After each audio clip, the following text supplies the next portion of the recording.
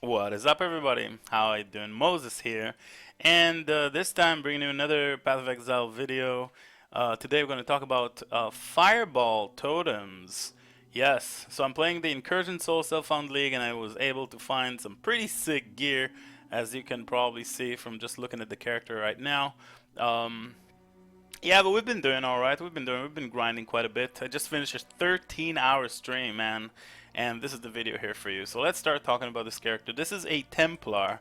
Um, this Templar is a Hierophant, and we use this mainly to use the Ritual of Awakening node that gives us additional totem, but 50% increased totem placement speed, which is in fact pretty crazy, along with 20% here and 20% here. So 90% increased totem placement speed, which is going to make your totem you can just spam them all just like that.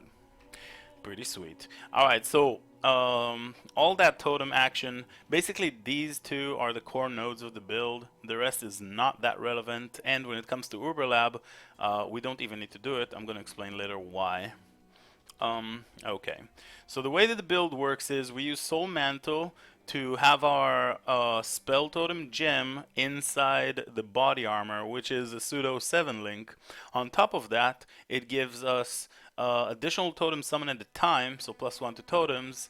And another trait is that's kind of like the drawback that we're making an advantage out of.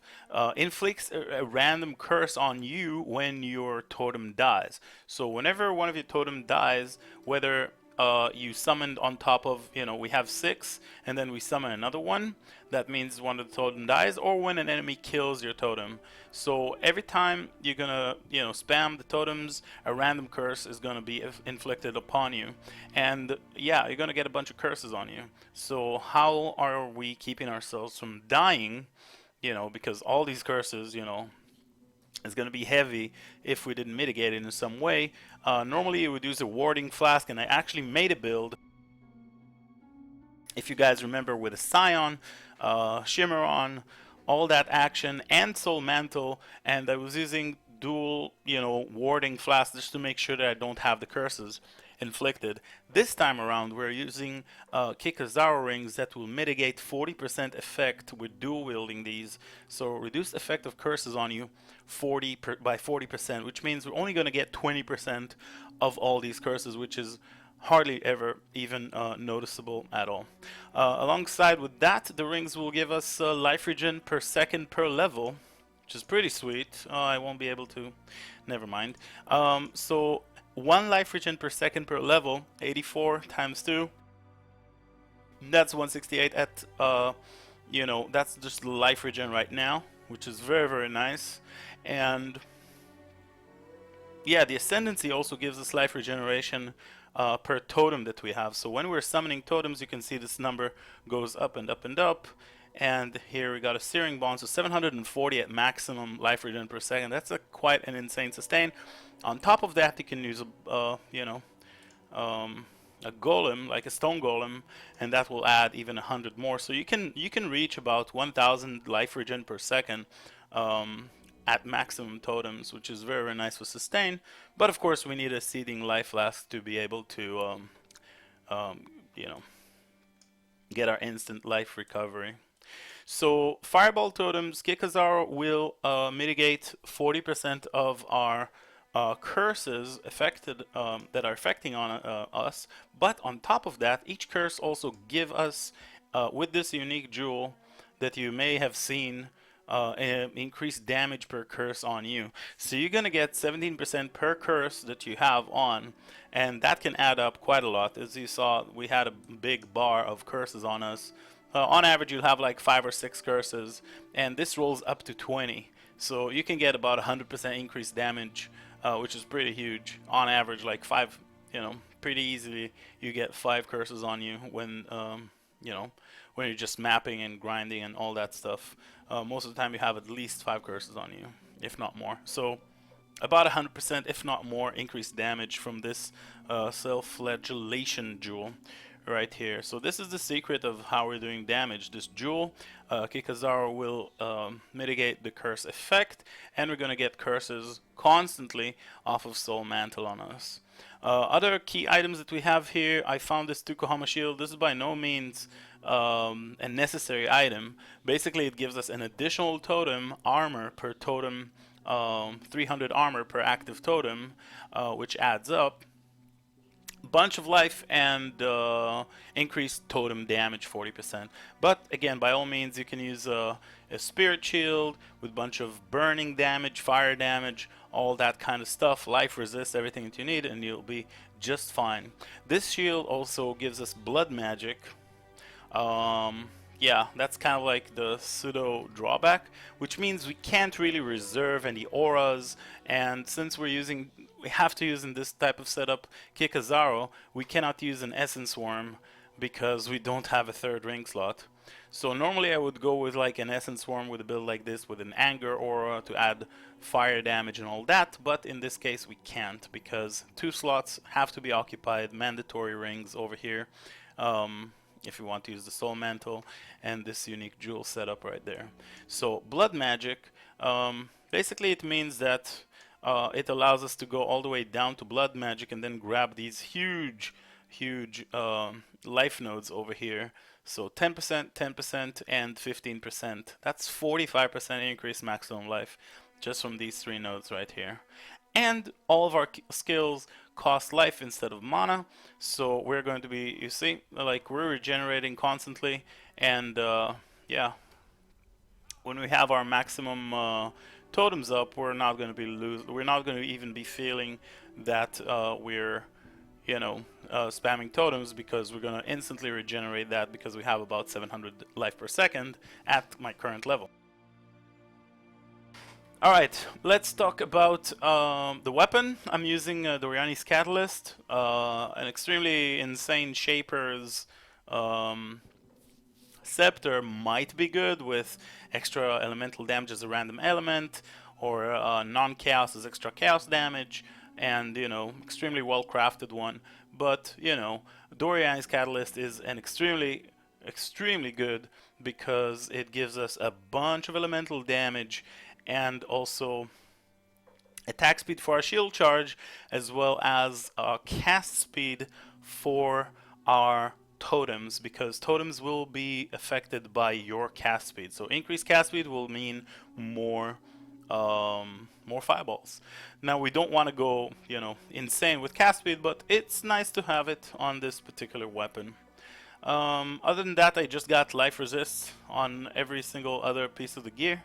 It's very hard because we only get 30 resistance from our rings to be able to balance resistances. So I'm still waiting on, you know, a Stygian Vice belt. On Hypnotic Eye Jewels, you can get stuff like yeah, damage to spells while holding a shield, but you don't really want cold or lightning because it doesn't really do anything for you. What we're trying to do with this build is to scale ignite, so you want fire damage to spells while holding a shield, increased damage if you've killed recently, and life. That's pretty much the majority of the mods that you're going to be needing for this type of build. Flat damage to spells while holding a shield, stuff like that. But yeah, fire damage mostly. Okay, so we are scaling Ignite. Let's go through the links. We have our spell totem level 20 built into the Spider Silk Soul Mantle. We are using Fireball, Val Fireball version. Quality doesn't matter. It just means that chance to ignite, and we are pretty much capped on chance to ignite anyways, if you can see on the tooltip. It says 91% chance to ignite enemies, so it's basically all the time. Alright, and without the quality, that's 10% less, so 81, not that big of a deal. But of course, getting one with quality is always better. And ideally, you do want a Val Fireball, but ideally, you want a 2120, or yeah, a 21 Val skill. Currently, I'm leveling up a bunch of Fireball skills. When they reach 20, I'm gonna flip a couple of them, get them with the quality up to 20 again, and try and keep 2 at level 20 and try and slam them on the corruption chamber. Maybe I get 21 Val Fireball and it will be best in slot. So yeah, okay. So we're using the Val Fireball here alongside with greater multiple projectile for clearing. This is our only green gem, and for single target we'll swap to Deadly Ailments, which gives us a big more multiplier with ailments, as well as increased damage over time for quality.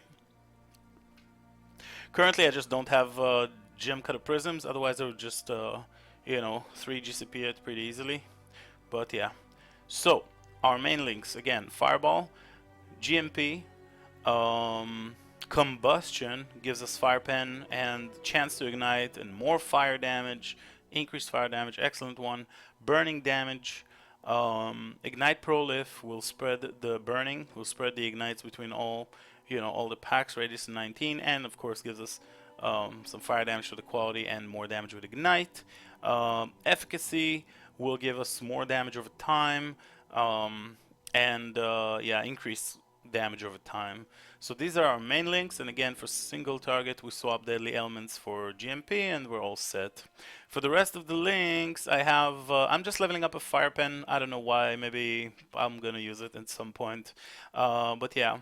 Searing Bond, Decoy Totem. I'm just leveling these. They're not really. I mean, Searing Bond could be cool. Maybe I'm gonna make some sort of a 4-link here. Basically, Searing Bond, what it does is, I learned about it today. I didn't know about it. It wasn't a part of the original build, but it will connect all the totems with this, with the burning lines, and these burning lines will deal average damage of 6,000. Oh wait, that's the foul fireball. Let me pull that up again. So yeah, it says 7.1 thousand damage per second, as you see right there, and this is just a single link. It doesn't have anything on it, right? It does have the fire pen. So right now it's like a 2-link, but it actually substantially increases damage for bosses. You'll be surprised, and I was surprised when I saw it on the when I compared it on the architects inside the incursions. So it actually makes kind of a big difference, and it's only a 2-link right now. So perhaps once the gems settle in and we have our 20 gems, level 20 gems, we will be able to have some sort of a 4-link setup for this Searing Bond totem. But yeah, these are the main links. Searing Bond on top. Here we got a self-casting curse. Okay, we can't use Blasphemy because we can't reserve anything, and originally I was using it to get Arcane Surge to proc, but Arcane Surge cannot proc off of Blood Magic because Arcane Surge needs you to spend mana. Since we don't have mana, we spend life. Arcane Surge is not viable for this build, and also that makes this node irrelevant, and the Arcane Surge is completely right. We don't have Arcane Surge, and yeah, so these two nodes are completely null and void, and that's why the Uber Lab, I said, is completely irrelevant for the build. We can get spell damage, mana regeneration, but spell damage is irrelevant for the build. We're going to talk about it in a moment, and mana regeneration is irrelevant because we don't have mana. So Uber Lab, you don't need to do. You just need to do normal Merc and normal, Cruel, and Merciless. That's it.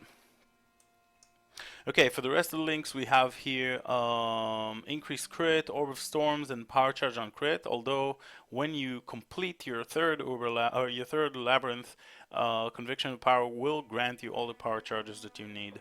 Orb of Storms we're using to proc Elemental Overload, and later on when I'm gonna do higher content, we're going to travel towards Elemental Equilibrium so that I will constantly be hitting with lightning and thus making enemies susceptible to fire. 50 to negative resist to to fire is pretty huge. So we're gonna drop the Orb of Storms, we're gonna get our power charges, and we're gonna crit proccing Elemental Overload. And for big single target, enemies, big bosses, the Orb of Storm will also proc Elemental Equilibrium without us having to worry about giving the enemies fire resist, because this will constantly hit them and they will get the negative fire resist because of that. So, but that's for later, not right away. But yeah, that's the job of Orb of Storms. Over here we got a cast when damage taken, Immortal Call, increased duration and feeble. That's a normal standard setup. Got to pay attention for the Immortal Call level, not Immortal Call level, sorry, but the cast and damage level and the enfeeble. You guys should know about this by now. If not, feel free to drop by the stream. I'll explain. Over here we got our shield charge, faster attacks, and fortify. That's how we get our fortify. Shield charge, faster attacks is our movement skill, of course, and when we go through enemies we get a fortify proc. Control destruction is just a gem that I was leveling up, but yeah, the reason why this gem and spell damage in general is not something that we use, I'm going to explain, but yeah, I think we went through all the links. So let's talk about modifiers to the build. We are scaling Ignite. Okay, we want burning damage. The modifiers that will affect the build are increased damage, burning damage, increased fire damage, increased totem damage, right? Increased elemental damage. All of these mods are going to affect our ignite and the burning of enemies. What will not affect it is spell damage. And although Fireball is a spell, spell damage will not affect ignite. Just like crit and crit multiplier will not affect ignite unless you picked up Perfect Agony, which is somewhere here, but it is not a good node, and yeah, it's pretty useless, definitely for this build, and this is non-crit build, so yeah, we just scale a lot of elemental damage, like I said, all the modifiers that I talked about. So spell damage, no good. This is why we are not traveling through the spell damage nodes, and instead pick up a shorter path with the two intelligence node here instead of going through the spell damage here. Normally I would also pick up spell damage in Light of Divinity, but I was informed, like originally I was going for control destruction. This is why I wanted to level it up. This is why I have it on my gear. I had it level 120 quality on, my solo self on adventure, picked it up, but now I realize that spell damage will not in fact affect the ignite, so we don't want to have any spell damage. It doesn't affect us in this particular setup. For the rest of the tree, we do go through, we are Templar, so at the beginning we will pick up these nodes. We will unspec them later, but at the beginning these spell damage nodes are definitely good for us, and we will go through here, pick up discipline and training, go through the elemental damage, go through here, down here, pick up the life nodes, up, and totem. Once we picked up that, we have, a tabula most likely, and we'll use stuff like, just added spell damage as much as we can get. Elemental proliferation will work. Spell totem, right? We want a spell totem. We'll have 2 totems, and then from that point on, it's basically a breeze. Once you get your spell totem and LMP, and then GMP when you can use it, lesser multiple projectile and greater multiple projectile when you can use it around level 30, and then you can actually around level 30-35, very early, very soon, you're going to be able to use this exact setup for your gem. So it all happens really quickly. Normal and cruel lab, this is amazing. Once you get your cruel lab, this happens around level 50. I did that in Act 6, I want to say. I don't remember. But maybe 6, maybe 7. Maybe before that, something like that. Around level 50 or so, I did that. From that point on, it was a breeze. So you go Pursuit of Faith and then Ritual Awakening. And then at level 80, I took Conviction of Power. Now this is basically just a bit of quality of life. We're getting some power charges. We're getting some endurance charges. So a little bit more sustain, elemental penetration 5%, and damage reduction when we have an endurance charge. So elemental damage reduction, elemental damage penetration for power charges and for endurance charges that we're going to consistently get, because there's always a chance for them to, so we're constantly, at this point, it's just, I don't know, orange is just against me. But yeah, basically you will be getting endurance charges There you go. We got one. There's 2 and 3 like instantly. But normally we'll have like the endurance and the power charges, and yeah, it's just going to be a passive part of our um, mapping experience. And yeah, obviously I'm going to leave a link to the tree below. When it comes to the rest of the gear, I do have Poacher's Aim that will add a pierce to our fireball. Otherwise, you know, it won't pierce, but one pierce and it covers just basically everything. Self-flagellation, we talked about it. And then the other jewel that I have is here, this one. That is a totem damage, fire damage, burning damage. It's basically perfect, you know, for my build. The only thing that is not here is, you know, life, but yeah, the dream. I still have another room for a jewel. Maybe I'll craft myself a hypnotic eye jewel or something like that. But yeah, that's pretty much it. Let's go and do a map. How about shape burial chambers? Maybe some tier 9. Let's do burial chambers. Do we? I don't know. Let's do a tier 11 one. Underground sea. Seems good. Let's throw an Alkin go. Double boss. Okay, double boss. This could get rough. This could get rough. With extra damage? Sure, let's do it. Let's go. So yeah, I mean, you could add Flame Golem. You could add Stone Golem for more regen. But yeah, as you can see, this is a pretty sick skill for clearing. It's just everything burns, everything dies. Prolif does work, and feels amazing, man. Actually, this is currently the highest map I've done with this character, so I haven't done any tier 11s yet. This is a brand new character. So I don't know how it's gonna go. I'm telling you in advance. So we might just die right now. I don't know, but we're doing okay. Are we? Wait. Yeah, the architect is getting destroyed. Monsters inside the incursions are getting annihilated. Everything freaking dies. Okay, so when it comes to gameplay, you gotta make sure to pop your Orb of Storm. You gotta curse the enemies because it's a pretty huge. Yeah, and that was it. That was it. Because it's kind of a pretty big debuff to monsters, right? Flammability gives monsters minus 42 to elemental resist. Oh shit! Nice. Seems good. Video RNG, man. Video RNG. Picked up a Divine Orb.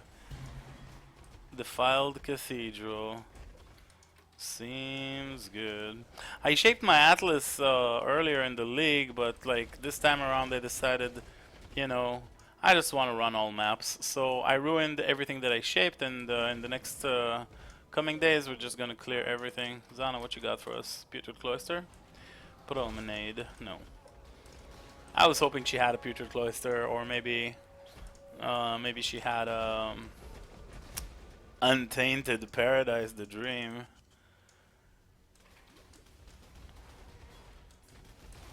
So yeah, man, ignites. Seems good. Enemies burn. You know, it's not a bursty build. You know, it's not a bursty build, but it is a build. And it does deal damage over time, you know, so just gotta make sure we're not dying here. But yeah, you see, the dots are real. And here we go, shaped armor. Seems pretty good, and we got like 300 million XP per hour off of this one map. Pretty ridiculous. But yeah, this is the build. I'm trying to think if there's something I missed. I don't think so. So yeah, when it comes to the playstyle, you just gotta make sure you're cursing the enemies. I put the curse with like increased AoE. You don't have to. I just had a 20 quality. I had from the GC Minor. I had a dream once with the GC Minor that I can find 2 long winter jewels, and then I'll have full conversion, right? I had a dream. It didn't happen because with full conversion, I can start using, instead of physical to lightning that converts, I could have used the ink AoE and conk effect, but all I could find is one long winter. It's here somewhere. There it is. I could only find one. I could never find the second one, so I never got the full conversion action going. So I never used the ink AoE, which did not prevented me or kept me from leveling up to 20 and then corrupting it and breaking it. 2020 corrupted the dream. Either way, friends, this was the build guide. If you have any questions, don't hesitate to... Oh, wait. Well, let's go through. So, Sealing Divine Life of Staunching, pretty self-explanatory. I decided, I mean, you could use a sulfur flask for increased damage. You could. But I ended up using some mitigation factors. We are getting 300 armor per totem, right? So, when we... Let me show you. When you pop our totems, you see our armor jumps, right? And when we pop our flask, we get 15,000 armor. So 15,000 armor, it says estimated physical damage, estimated. You know, phys damage reduction is 67% of mediocre, you know, small to medium hits. That's pretty much what we're going to be blocking or mitigating with this. And it's pretty good. And on top of that, we do have Basalt Flask for additional phys damage reduction. And on top of that, we also maybe have our Fortify procced for an additional phys damage reduction. So I felt like, you know, I don't have normally on a character like this, it won't be blood magic, but you will have mind over matter and like 2k mana and like an essence worm, stuff like that. You know, we built characters like that similar in the past. So you'll have the mind over matter to mitigate, but this time around I don't. Right? I just don't have that, and it feels terrible to have such a excellent, you know, DPS, but then getting one-shotted. So I felt like, you know, with the property of the totem, 300 armor per active totem, we can get technically, you know, up to 7 totems, and then you pop that, and it's 15.7 if you have the Searing Bond totem as well. So that's kind of a lot, and I felt, hey, maybe, why not? Let's just do it. So I did, and it works just fine. And Basalt, and yeah. That's the video. That was it. Feel free to hop in, say hello in the stream. We also got a little bit of RNG Divine Orb. Feels fucking awesome. And I'll see you guys in the next one. Bye-bye.